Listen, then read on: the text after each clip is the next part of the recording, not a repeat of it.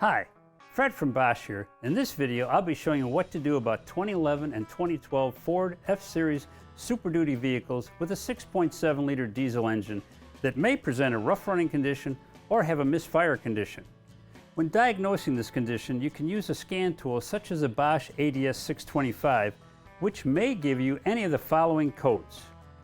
Before jumping to conclusions and having all your fuel injectors replaced, you should first inspect the fuel injector hold-down clamps on all 8 injectors. You may find a broken finger on one or more of the clamps.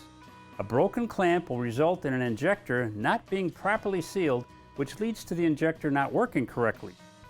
Replacing the broken hold-down clamps and the associated seals can eliminate the fault codes and restore your Ford to its original power and performance levels. I hope you found this tech tip helpful.